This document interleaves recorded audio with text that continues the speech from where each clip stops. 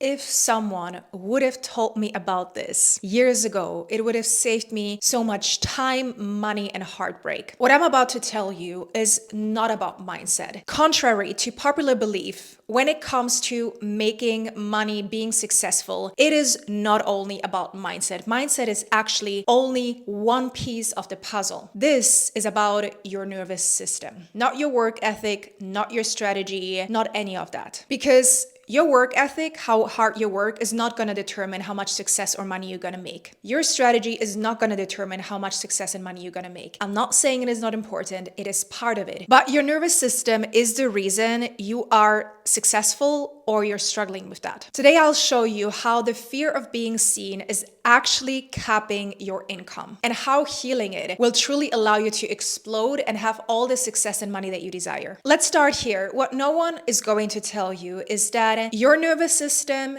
your body, your mind doesn't care about your dreams. And I know. On a conscious level, you're like, I want to make a lot of money. I want to have success. I want to be seen by the world. But your nervous system doesn't care. Your subconscious mind doesn't care. What your nervous system really cares about is survival and safety. So here's what's crazy. Visibility is actually processed by the survival brain as an existential threat. So let's go deeper. Thousands and thousands of years ago, when we used to live in tribes, if you stood out from the tribe, if you had an opinion that made you different, if you did something that the people didn't agree with, if you looked different, if you acted different, that could mean that you were left out by the tribe. And that wasn't just, oh, I'm going to be by myself now. That actually meant that you risked dying alone in the wild without a group. That meant that you didn't survive. Now, it is crazy because our brain still runs that ancient code. Our brain is still wired to be part of a group, to be liked, to make sure that no one disagrees with us. And so the fear of being seen is so much deeper than just, oh, I'm going to put out a video and hopefully everyone is going to agree. And if not, it's fine. It's like, if you do see people not agreeing, it can really trigger your survival brain and it can make you think that this is real danger. And so the other thing, except your survival brain, is that your early experiences growing up as a child, the traumas that you have where maybe you were too loud and you were, expelled by a group, or someone didn't agree with you, or people made fun of you in class when you said something, or your parents told you that when you're quiet, you're a good girl. When you don't stand out, this is what your parents wanted you to do. The people in your life, your caregivers, your teachers told you what a good girl you are because you conform, you do all the things that are being said in class. And when you don't conform, you feel like you don't belong. So early on, and this is not just the good girl, this is also the good boy syndrome that a lot of us really struggle with because we grow up believing when we're quiet, when we stay in our corners, when we don't trigger other people, when we people please, we are good people. And this is how to be part of a society. And so that is another thing that a lot of us have learned growing up, that when we are different, when we stand out, it is dangerous because we will be projected. And then again, it's like a combination of your survival brain kicking in as well as a trauma response where you're actually scared to show the real you because you don't know what that's going to mean. You don't know how that's going to look like in this world. In your business, this might feel like freezing before actually showing up, lowering your prices because you're scared about what people are going to think if you charge what you actually want to charge. Also, total exhaustion before an opportunity or after you've done something.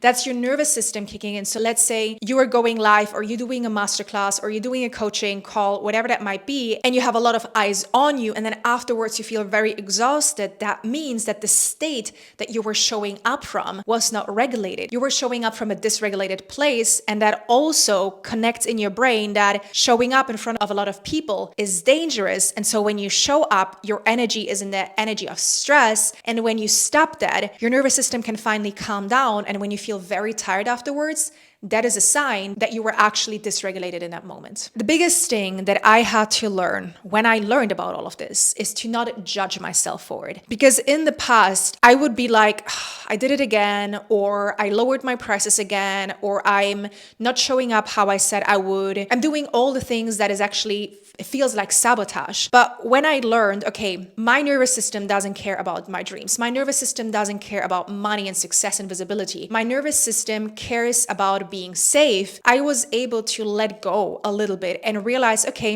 my nervous system is just dysregulated.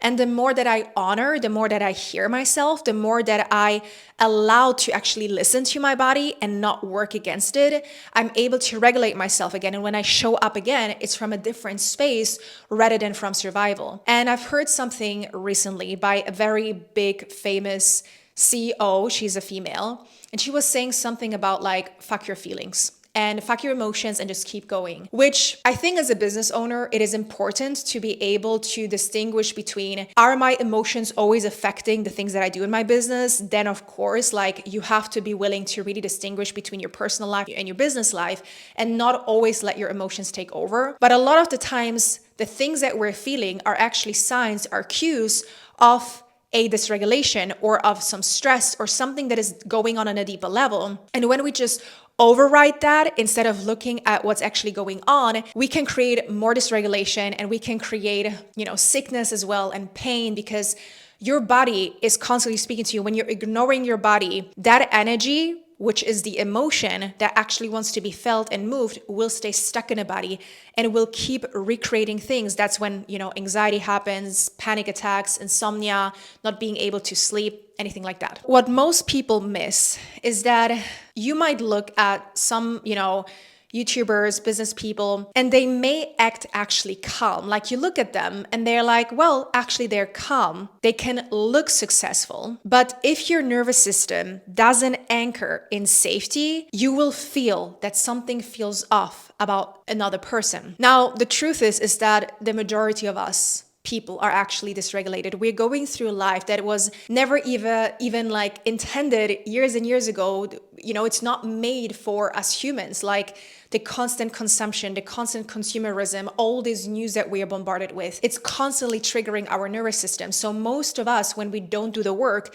we are actually dysregulated. When we see another person that is dysregulated, we're not even aware of it because we're ourselves dysregulated. And the thing though is that the people that are in constant dysregulation eventually find themselves capping their income, capping in what they want to create, capping their success.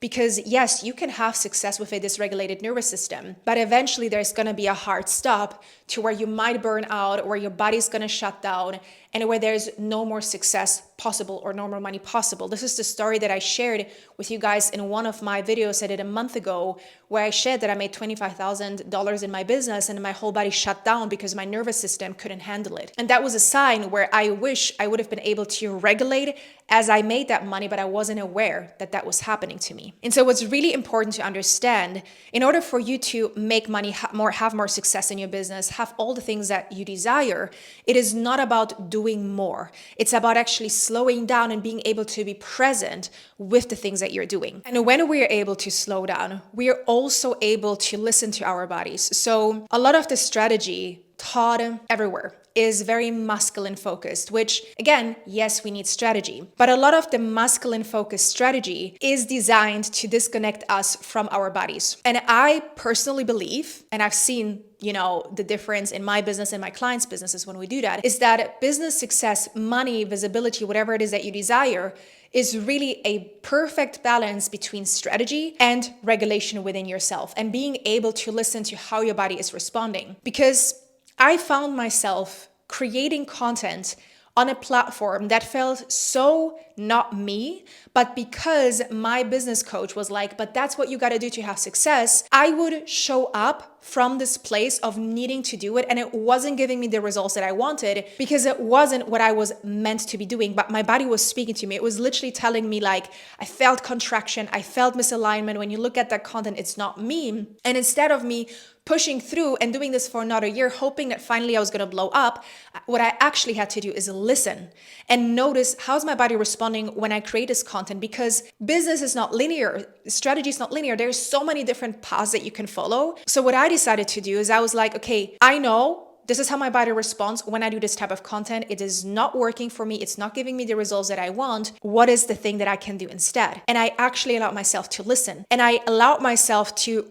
notice, how is my body feeling when I create this type of content? For me, I realized I love speaking to the camera. I love not having to always follow a perfect script or say every word perfectly. I love to follow my intuition, follow my guidance in that exact moment as I'm recording the piece of content. When I fully embody that, the shifts in my business are so much more profound and powerful, and the results I'm getting in my business, actually the results that I aspire to have, rather than doing something based on what I think I have to do, based on masculine strategy. Now, here's the truth. Money is just concentrated visibility. Money is people being able to see your value, they're able to trust you, and they want to exchange with you. And this is where you first have to feel this about yourself. Do you feel like you're valuable and the products and the services and whatever it is that you're creating is actually valuable, or what you bring to the table is valuable? Do you trust yourself that what you're creating is going to change people's lives, or it's going to make a difference, or whatever it is that you're doing? And do you feel like you're actually willing to get paid abundantly by the things that you're creating? Because the truth is, this is where your body is not only terrified of truly being seen, but also of holding real money. The connection is really important here. This is what I used to do. I used to actually not be able to hold both. And when someone would show interest in my programs, in my services, I would immediately already lower the price instead of saying what I actually wanted to charge. Or you have a hard time even explaining what it is that you're doing when someone asks about what it is that you're doing and what your offers are. Or you're not even responding to potential clients. Maybe you have people reaching out to you and you're actually scared that finally someone shows interest and you're not responding to them. It's not logical. What I'm telling you right now, it's not logical, but we need to talk about it because it is biological. To remind you, your system is literally here to keep you safe. And safe can look like being small, being invisible, undercharging. In order for us to be able to up level, to feel safe being seen, we need to give our nervous system permission to do that and create that safety from within. This is where you stop pushing through. This is where you stop looking for validation from the outside, but you believe that you are good enough, that what you're doing is good enough, and that you are safe to be seen with your gifts. Now, how do we start rewiring that visibility safety? First step, and I was saying this before, we need to be compassionate with ourselves. So what I used to do is when I found myself sabotaging or not getting the results that I wanted, I would judge myself. I would be like, I can't believe I did it again. I can't believe I'm not making this money that I want to. I can't believe da. Instead, you got to be compassionate with yourself and realize that there is a part of you that is longing for safety and regulation, and that you are the only person that can create that. I do want to break down what chronic stress really is, and a lot of people in the world today are chronically stressed. Now, there is a deep connection between trauma, stress, and nervous system. A lot of people who have experienced some type of trauma, and when I say trauma, it's not just the very difficult, heavy things that we talk about. It can be something maybe for someone else insignificantly small, like someone laughing at you in class. One person might, create a trauma response to this, and one person, it might not even bother them. So it's also a very individual way of how your body responds to situations and how trauma is formed in the body. And so that one insignificant incident you might think is not important actually created trauma in your body. And when that trauma is not worked through, it's not released, it can get stuck in the body and it can create prolonged stress. That means that whenever now you find yourself wanting to show up, that can turn on your nervous system being like, well, we remember when we were laughed on in class when we were 5 years or 6 years old. And right now it's not safe for me to go live on Instagram because what if this happens again? And the thing is that in that moment, what your body actually thinks is that there is a lion trying to catch you right now and kill you. Like, it doesn't make sense, but your survival brain is going to kick in. So your stress is going to increase and your body's going to think there's a lion trying to catch you right now, despite you actually being safe. There's nothing happening. There's no proof that someone will laugh at you. But because your body has had that experience and you haven't healed from that experience, it might recreate those patterns that are showing up today in this world, in this reality. The number one step to truly healing from the visibility wound is to listen to your body. It's like, okay, when I'm going live on Instagram, what is my body doing? Do I feel my heart racing? Does my stomach hurt? Do I feel like, am I getting a headache? Like, how is my body responding? And then asking yourself, what story am I telling myself right now? Is it that story of what if I go live and people don't like what I have to say? And then you can can ask yourself, okay, I can feel it in my heart. When was the first time that I felt this? When was the first time I felt this pain or this, the heart race? And then your body might bring you back to that memory when you were 6 years old in class and someone laughed at you. You were like, oh my God, that is when I first felt that. What stories have I created around this time? What beliefs have I formed around this time? What did it make me believe about the world? And what's going to happen if I continue living based on that belief? What is going to happen if I continue believing that story that was formed? And now there's a couple of ways that you can heal that. Either you connect with your inner child, you speak to her, you let her know like she's safe, she's protected, that story she can let go. You can do subconscious reprogramming. You can go deeper into the unconscious mind. Actually, I'm doing a free masterclass, which is called Heal the Fear of Being Seen,